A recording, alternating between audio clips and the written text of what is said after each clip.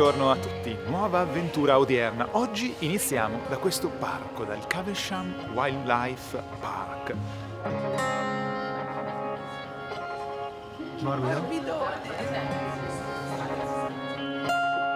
Entreremo in contatto con i principali marsupiali, il wombat, il canguro e il koala.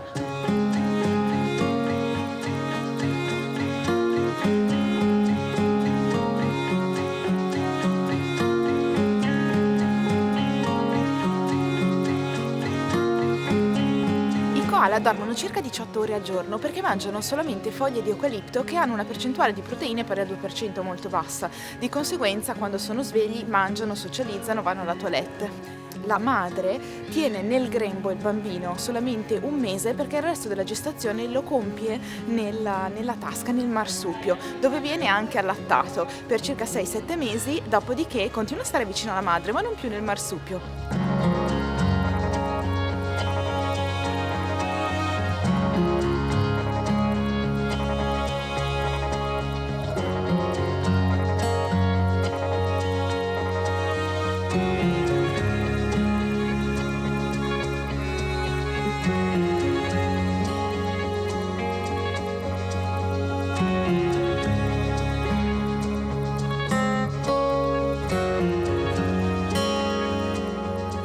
I canguri con il pelo fulvo, come questi, vengono dalle aree desertiche, mentre quelli col pelo più chiaro sono cresciuti in cattività.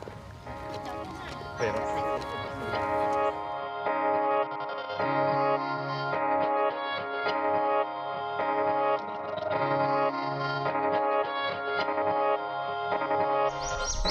Questo parco è molto bello. Varrebbe la pena passarci più tempo per vedere le altre specie che ci sono molti uccelli e ovviamente l'attrattiva principale sono i marsupiali perché sono proprio tipici qui australiani. Però merita davvero una visita a questo parco, è molto interessante.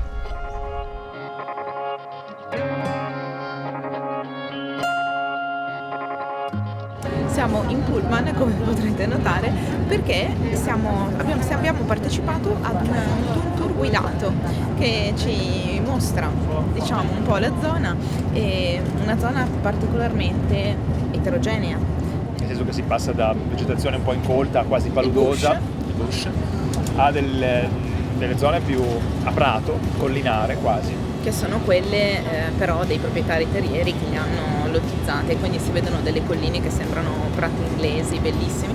Di coltivazione abbiamo visto la vite essenzialmente, quindi vigneti, e allevamenti di mucche, quindi bovini ed equini. Ci sono anche delle cave in questa zona. È una zona di estrazione che contribuisce principalmente alla ricchezza di questa zona. Abbiamo appena passata una di titanio, il titanio che viene esportato negli Stati Uniti per la costruzione degli occhiali, principalmente anche per altro.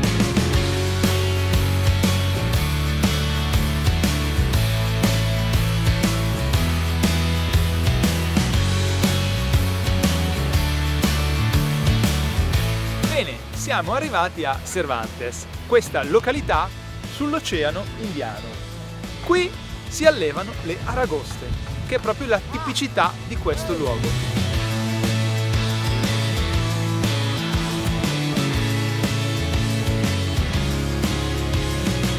La pesca delle aragoste è sostenibile. Le migliori tecnologie infatti sono utilizzate in Islanda come anche qui.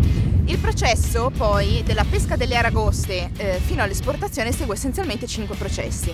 La prima è la pesca di per sé, vengono ributtati in mare gli esemplari femmine come anche determinati esemplari maschili. La seconda fase dopo la pesca è la catalogazione e la misurazione. La terza è una sorta di stordimento in vasche a 5 gradi per poter procedere poi alla spurga. Cos'è questa spurga? Significa che non vengono alimentate dai 3 ai 5 giorni, ma questo non significa che non vengono nutrite, perché delle pompe pompano circa 200 litri d'acqua al secondo all'interno di enormi vasche e per di più c'è l'ossigeno che sale da queste vasche per alimentarle al meglio. Fatto questo, poi vengono spostate in un'altra area dove vengono rimesse a 5 gradi centigradi, stordite nuovamente per poi essere pronte per essere esportate in confezioni di polistirolo ricoperte di truciolare di pino che va ad assorbire eventuali altri spurghi. In queste condizioni i poncelle frigorifere resistono fino a circa 30 ore vive.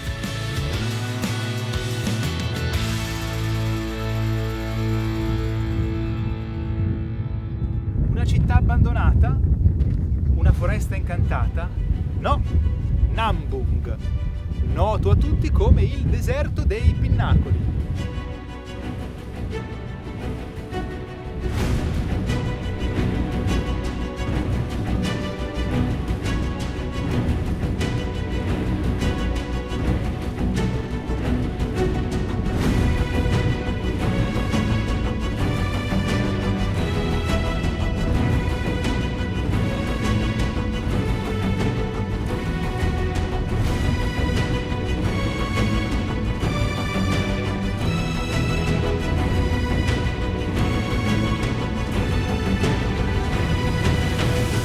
Questa zona era abitata dalla tribù degli Uart, confinavano con quella dei Mulbarn, che spesso sconfinavano nel loro territorio per venire a cacciare, e accadeva che i cacciatori non tornassero mai alla tribù. Si narrava infatti che i signori del tempo dei sogni li uccidessero e per ogni Mulbarn ucciso venisse eretto uno di questi. Gli europei, la prima volta che videro questi pinnacoli, pensarono ad una città perduta.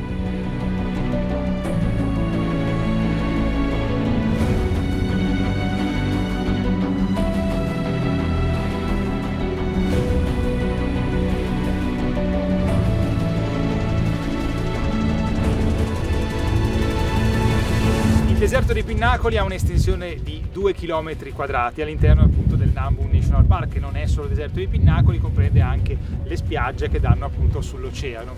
Ma in buona sostanza, come si sono formate queste colonne di roccia? Pensate che la sabbia del deserto arrivava a un livello molto più alto di quello che è adesso. Le piogge calcaree hanno rafforzato, concretizzato come del cemento alcune parti di questa roccia.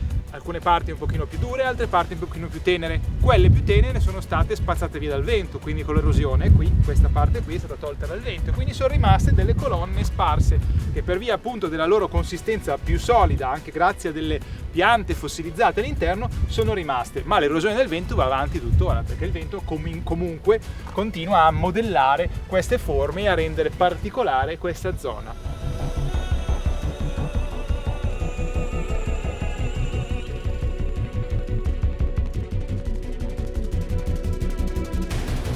Si consiglia la visita nel periodo primaverile, dove si può assistere al fenomeno della fioritura spontanea.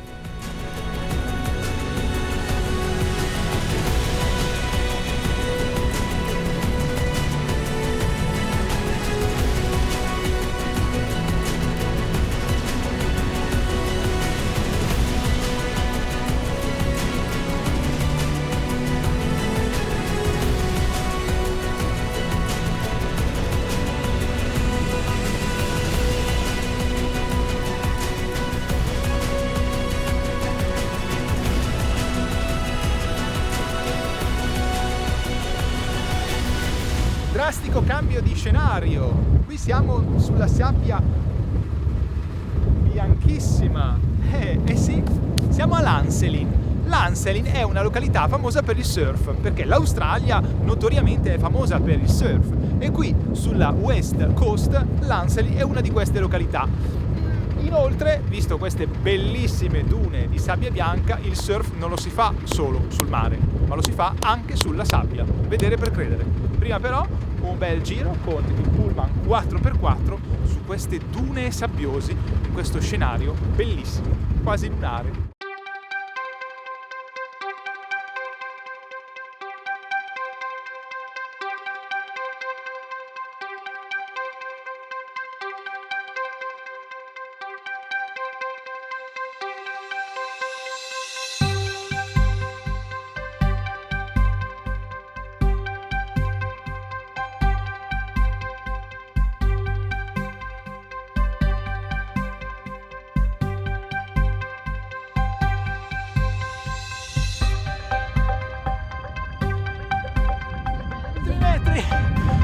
fatta.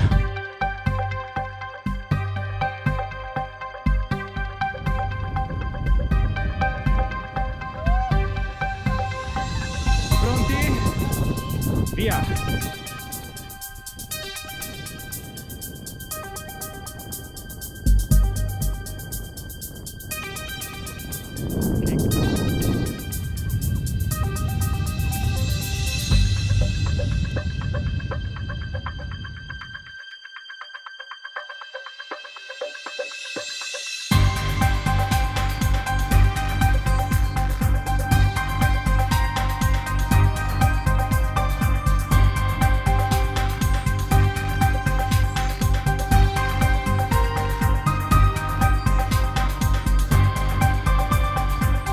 E da questo scenario, con il tramonto sulle nostre fronti, si conclude questo video di questa avventura odierna.